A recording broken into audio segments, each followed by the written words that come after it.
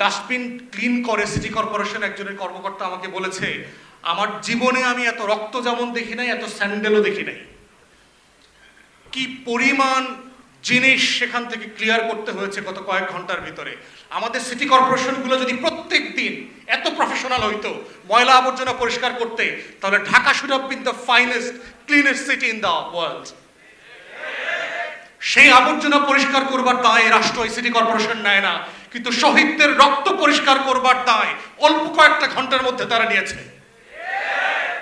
এবং যারা করেছেন সিটি কর্পোরেশনের সেই কর্মকর্তারা সোনার বাংলায় এখনো আছেন। গণতদন্ত কমিশন করেন, কারা কারা সেদিন দায়িত্ব পালন করেছেন। ৭,৫০০ আইন শৃঙ্খলা বাহিনীর সদস্য, পুলিশ, র্যাব, আর্ম ফোর্সেস, এজেন্সির লোকজন কাজ করেছে এবং প্রত্যেকটা ফোর্সের মেম্বারদের লগবুক আছে, কারা সেদিন ডিউটি করেছেন। আপনি সেগুলো কল করেন, কমান্ডিং অফিসারদেরকে ডাকেন, কারা কারা দেশে আছে, কারা কারা এখনো পালায় নাই। আমার নিঃসন্দেহে দেখবেন বর্তমান সরকারের কাপড়ের নিচে অনেক পলাতক গণহত্যার আসামিদেরকে খুঁজে পাওয়া যাবে। প্রিয় উপস্থিতি, জাতীয় নেতৃবৃন্দ, আসসালামু আলাইকুম। আল্লাহ রাব্বুল আলামিন বান্দাকে পরীক্ষা করেন, বিপদাপদে ফেলেন এবং কখনো কখনো তার জীবনটা পর্যন্ত নিয়ে যান জান্নাতের বিনিময়ে। আপনারা যারা ওলামায়ে কেরাম আপনারা জানেন যে আল্লাহ তো আমাদের জীবনটা তো কিনে নিয়েছেন না, জান্নাতের বিনিময়ে কিনে নিয়েছেন। এই জন্য 13 সালের 5ই মের এই বাংলাদেশ, স্বাধীন বাংলাদেশের ইতিহাসের জঘন্যতম গণহত্যা যারা ঘটিয়েছেন, তারা 24 সালের 5ই আগস্টের সাথে তারিখ কিন্তু ঠিক আছে, মিল আছে, মিলায় দেখতেছেন না এখন যে কাদেরকে নাই করে দিতে চেয়েছিলাম আর কারা আসলে নাই হয়ে গেছে। সূরা লাহাবে আল্লাহ তাআলা বলছেন না, আবু লাহাবের চরিত্র সম্পর্কে বলছেন না যে আমার মানে ইসলামকে, মুহাম্মদ সাল্লাল্লাহু আলাইহি ওয়াসাল্লামকে খড়কুটার মতো বিবেচনা করতেছে। কিন্তু আল্লাহ তাআলা বলছেন যে ইতিহাস সাক্ষ্য দেবে আসলে যে কারা ইতিহাসের জায়গাতে পস্টারিতে গিয়ে কারা আসলে খড়কুটা হয়ে গেছে। এই জন্য আজকে এখানে দাঁড়ায় আমাদের প্রথমত হচ্ছে যারা এই আন্দোলনে শহীদ হয়েছেন তাদের সবার রুহের মাগফিরাত কামনা করা আমরা করছি, প্রথম কাজ। দ্বিতীয় কাজ হচ্ছে এখানে দায়ের রেসপন্সিবিলিটি কোথায়। কাউকে না কাউকে তো এই গণহত্যার দায় নিতে হবে এজ এ স্টেট। আজকে এখানে আমাদের প্রিয় স্বপন ভাই, রতন ভাই আছেন, ওনারা বিএনপি আকারে না, স্টেট আকারে যেহেতু ওনারা সরকারে রাষ্ট্রকে রিপ্রেজেন্ট করেন, তাই আমাদের দাবি দাওয়াগুলো ওনাদের কাছেই বলতে হবে এবং ওনাদেরকে এই দায়ও নিতে হবে, রাষ্ট্র আকারে ওনাদেরকে দায় নিতে হবে। আমরা বারবার গত কয়েক বছর থেকে টানা বলেছি যে এইটার তদন্তের জন্য একটা কংগ্রেশনাল হিয়ারিংয়ের মডেলে একটা গণশুনানি করা দরকার এবং সেটা দুইভাবে হতে পারে। একটা হচ্ছে যে আপনি ইনডোরে পার্লামেন্টে করতে পারেন, ক্রস পার্টি স্ট্যান্ডিং কমিটি দিয়ে করতে পারেন, বাট আমরা বারবার প্রস্তাব করেছি যে আপনারা ক্রস পার্টি পার্লামেন্টেরিয়ান এবং এক্সপার্ট, মানবাধিকার কর্মী, আইনজীবী, ওলামায়ে কেরাম যারা আছেন, সাংবাদিক, তাদেরকে সবাইকে নিয়ে একটা বড় প্যানেল করে শুনানি হওয়া দরকার এবং সেটা লাইভ ব্রডকাস্ট হতে হবে, যেভাবে সংসদ ব্রডকাস্ট হয়, যে সেই দিনকার কি হয়েছে তার আগের দিন, সেই দিন, পরের দিন। এই যে হাজার হাজার লক্ষ লক্ষ ওলামায়ে কেরামরা এসছেন, বিকালে সন্ধ্যার পর থেকে পুরো রাত জুড়ে এই যে লক্ষ লক্ষ বুলেট মারা হয়েছে, তার আসলে ফলাফলটা কি দাঁড়িয়েছে। নেট বন্ধ করে দিয়ে, টেলিভিশন বন্ধ করে দিয়ে, শাটডাউন করে দিয়ে, ডিশ বন্ধ করে দিয়ে, টোটাল এলাকা খালি করে, বিদ্যুৎ কেটে দিয়ে 1.5-2 লক্ষ বুলেট ছুড়বার যে অভিজ্ঞতা, ওই এলাকাবাসী সেই দিন পাশে ছিলেন, শুনেছেন। আমরা দেশের বাইরে ছিলাম কিন্তু এলাকাবাসীর কাছ থেকে শুনেছি, মনে হচ্ছে যে এখানে যুদ্ধ হচ্ছে, ইসরায়েল বোমা মারতেছে গাজার উপরে, সেরকম একটা অবস্থা মনে হচ্ছে চারপাশে।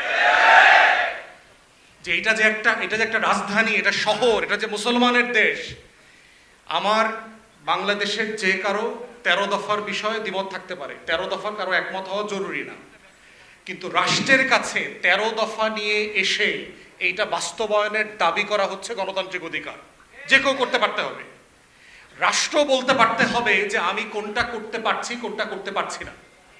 এটার নাম হচ্ছে রাষ্ট্রের সাথে নাগরিকদের যে সামাজিক চুক্তি, এই ডায়ালগ এবং কনভারসেশনের জায়গা।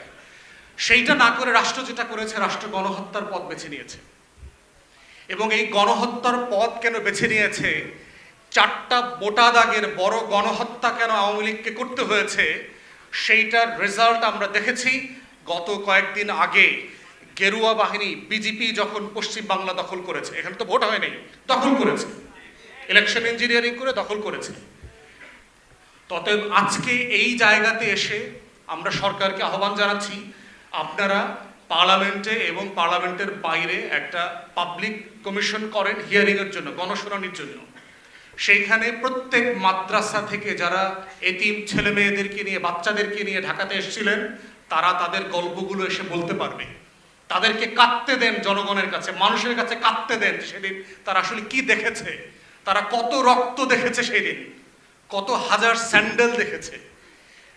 ডাস্টবিন ক্লিন করে সিটি কর্পোরেশন একজনের কর্মকর্তা আমাকে বলেছে, আমার জীবনে আমি এত রক্ত যেমন দেখি নাই, এত স্যান্ডেলও দেখি নাই। কি পরিমাণ জিনিস সেখান থেকে ক্লিয়ার করতে হয়েছে গত কয়েক ঘন্টার ভিতরে। আমাদের সিটি কর্পোরেশনগুলো যদি প্রত্যেক দিন এত প্রফেশনাল হইতো ময়লা আবর্জনা পরিষ্কার করতে, তাহলে Dhaka should have been the finest cleanest city in the world. সেই আবর্জনা পরিষ্কার করবার দায় রাষ্ট্র এই সিটি কর্পোরেশন নেয় না, কিন্তু শহীদদের রক্ত পরিষ্কার করবার দায় অল্প কয়েকটা ঘন্টার মধ্যে তারা নিয়েছে।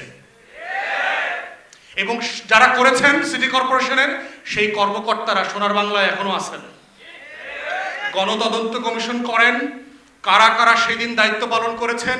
7,500 আইন শৃঙ্খলা বাহিনীর সদস্য, পুলিশ, র্যাব, আর্ম ফোর্সেস, এজেন্সির লোকজন কাজ করেছে। এবং প্রত্যেকটা ফোর্সের মেম্বারদের লগবুক আছে, কারা সেদিন ডিউটি করেছেন। আপনি সেগুলো কল করেন, কমান্ডিং অফিসারদেরকে ডাকেন, কারা কারা দেশে আছে, কারা কারা এখনো পালায় নাই। আমার নিঃসন্দেহে দেখবেন বর্তমান সরকারের কাপড়ের নিচে অনেক পলাতক গণহত্যার আসামিদেরকে খুঁজে পাওয়া যাবে। অতএব বিচার করতেই হবে জাতির, ফর ন্যাশনাল পস্টারিটি।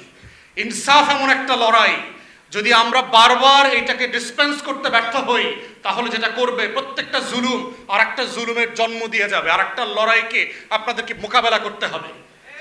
পিলখানা গণহত্যা হয়েছে, বাংলাদেশ রাষ্ট্র, সিভিল সোসাইটি, সাংবাদিক, বুদ্ধিজীবী, বস্তির বুদ্ধিজীবীগুলা কেউ সেদিন কথা বলে নাই, মুখ খোলে নাই বলেই 17 বছর ধরে বিরোধী দলের নেতা কর্মীদের উপরে দিনের পর দিন, মাসের পর মাস গণহত্যা হয়েছে। বাংলাদেশের সিভিল সোসাইটি প্রতিবাদ করে নাই, বাংলাদেশের গণমাধ্যম তার জাতীয় দায়িত্ব পালন করে নাই, তারা দালালি করেছে। সিম্পলি সরকার, আওয়ামী সরকার এবং ভারতের দালালি করেছে, সত্যের দালালি করে নাই, রাষ্ট্রের পক্ষে দাঁড়ায় নাই, শহীদের পক্ষে, জনগণের পক্ষে দাঁড়ায় নাই। এবং সেই গণহত্যা বিচার করতে পারে নাই বলেই আমরা দেখেছি কিভাবে গুম করে হাজার হাজার বাংলাদেশের নাগরিকদেরকে নাই করে দেওয়া হয়েছে। 17টা বছর শুধু গুম করা হয় নাই, হত্যা করা হয় নাই, লাশটা পর্যন্ত মেমোরি, স্মৃতি আকারে শেষ করে দেওয়া হয়েছে। হাজার হাজার পরিবার জানে না কোন দিন মৃত্যু দিবস, দোয়াটা কোন দিন পড়বে, এই মেমোরি পর্যন্ত, এই স্মৃতি পর্যন্ত নাই বাংলাদেশে। বিচার হয় নাই বলেই 24-এ আরো 1400 শহীদকে জীবন দিতে হয়েছে। অতএব এই বাস্তবতায় বিজেপির রাজনীতি যেহেতু সীমান্তে চলে আসছে, এটার ডাইভার্স কনসিকুয়েন্স আছে আমাদের রাষ্ট্রে, ফরেন পলিসি কনসিকুয়েন্স আছে, ক্রস বর্ডার টেরোরিজম ক্রিয়েট করা হবে কয়দিন পরে দেখবেন। দাড়িওয়ালা, টুপিওয়ালা, নামধারী লোকদেরকে জঙ্গি নাটক মঞ্চস্থ করবার চেষ্টা করা হয়েছে না গত কয়েকদিন আগে? আমরা প্রথম দিন থেকে প্রতিবাদ করেছি বলে কি হয়েছে, পুলিশ এই নাটক নিয়ে বেশি দূর যাইতে পারে নাই। বাংলাদেশের সেনাবাহিনীকে নিয়ে নাটক করা হচ্ছে, বিমান বাহিনীতে তেহরিকে তালেবান পাকিস্তানের লোক পাওয়া গেছে। তেহরিকে তালেবান পাকিস্তান ভারতের রয়ের টাকায় ফান্ডিংয়ে চলে, এই গল্প কি আমরা জানি না? আমরা হাওয়া খেয়ে বেড়াই। অতএব এই জঙ্গি নাটক, তেহরিকে তালেবান পাকিস্তানের নাটকের খেলা বন্ধ করতে হবে। যেই নাটক ফ্লপ করছে, যেই নাটক সিনেমা হলে গিয়ে কেউ দেখে নাই গত 17 বছর, সেই নাটক আগামী দিনে মঞ্চস্থ করে আপনার শেয়ার বাজারে কোনো দর পতন ঠেকাইতে পারবেন না। অতএব বাস্তবতা হচ্ছে এই গণহত্যার বিচারের দাবি নিয়েই হচ্ছে বাংলাদেশ রাষ্ট্রকে আগামী দিনে মোকাবেলা করতে হবে। বিজেপির এই হিন্দু ফ্যাসিবাদী রাজনীতিকে আমরা কিভাবে মোকাবেলা করব। এবং ওলামায়ে কেরামের হিস্টোরিক রেসপন্সিবিলিটি আছে। হেফাজতের আন্দোলনটাকে যেভাবে প্রান্তিক পর্যায়ে নিয়ে যাওয়া দরকার ছিল, আমরা ওলামায়ে কেরামদের কাছ থেকে সেটা দেখি নাই। এই দাবিটা নিয়ে প্রত্যেক মসজিদ, মাদ্রাসা, পাড়ায়, মহল্লায় যেভাবে সভা সমাবেশ, দাবিনামা উত্থাপন করবার দরকার ছিল, ওলামায়ে কেরামদের কাছ থেকে আমরা সেটা আশা করেছিলাম, সেটা আমরা দেখি নাই। আমরা আশা করেছিলাম যাদের উপরে জুলুম হয়েছে তারা জুলুমের বিপক্ষে প্রত্যেক পাড়ায় মহল্লায় দাঁড়াবেন, আমরাও পাশে গিয়ে দাঁড়াবো, যে একসাথে মিলে এই লড়াইটা করা, বাংলাদেশ রাষ্ট্রের জন্য, ইনসাফের জন্য, আজাদির জন্য এই লড়াইটা করা। এবং ওলামায়ে কেরামকে আগামী দিনেও সাবধান থাকতে হবে।